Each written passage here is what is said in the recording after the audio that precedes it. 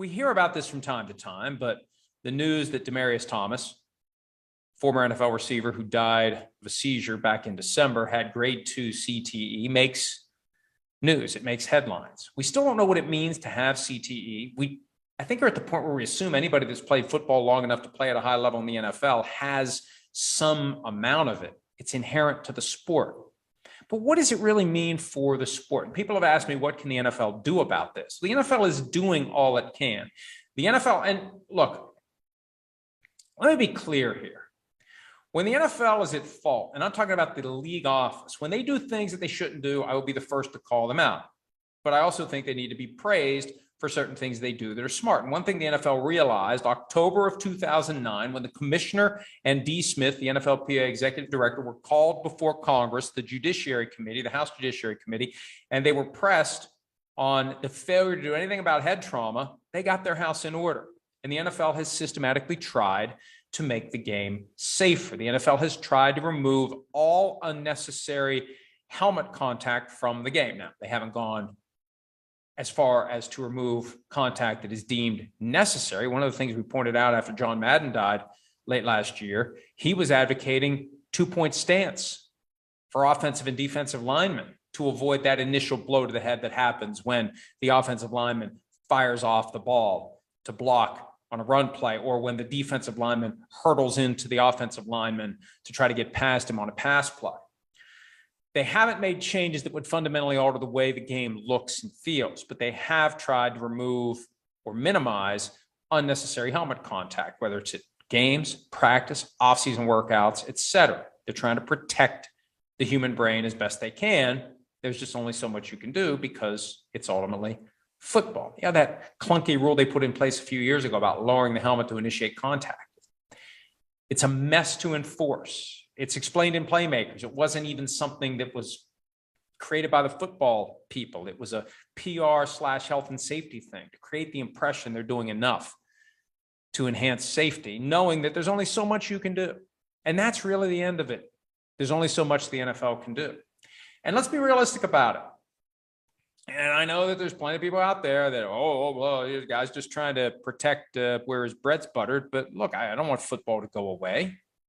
I don't want football to stop being played. Millions of people don't want football to stop being played. The reality is, and a lot of the folks who were agitating for the downfall of football 10 years or so ago, making a big deal about decreased youth participation and people aren't going to play football and everybody understands now the risks and they're just going to choose not to play. And remember when Chris Borland retired after 1 year in the NFL, the folks who want to bring down pro football were acting like, oh, this is the first of many. It was the first of one.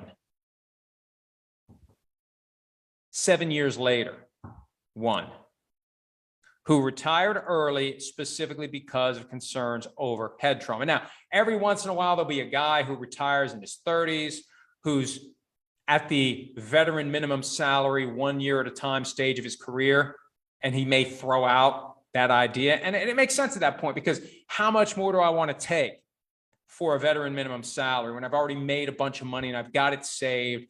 I really don't want to go through this for one more year, take another full season of blows to the head periodically for that amount of money.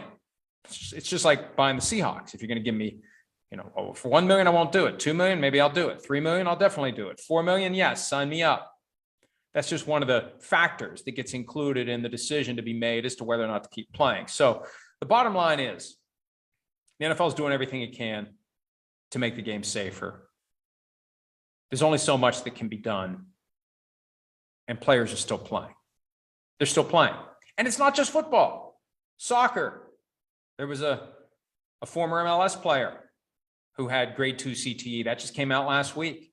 Rugby, hockey, auto racing, MMA. My God, have you ever watched a UFC event? The UFC benefits from the fact that it's not more popular than it is, because if it was as popular as football, it would be banned.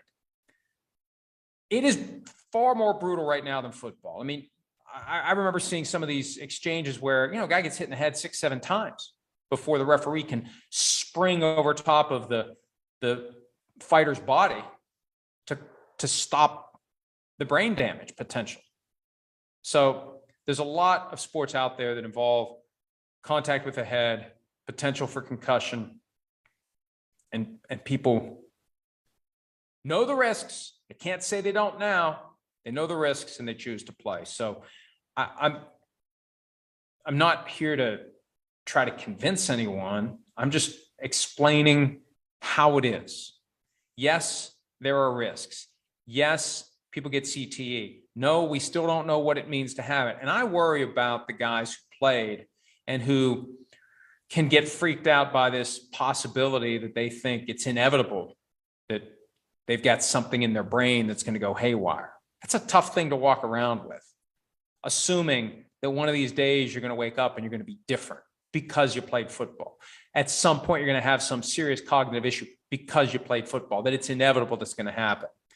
I don't think it's inevitable, and I still don't think we're anywhere close to fully understanding and appreciating what it means to have CTE. All right. Hi, I'm Mike Tirico, and thanks for watching. Make sure to hit subscribe for the latest news and highlights from NBC Sports.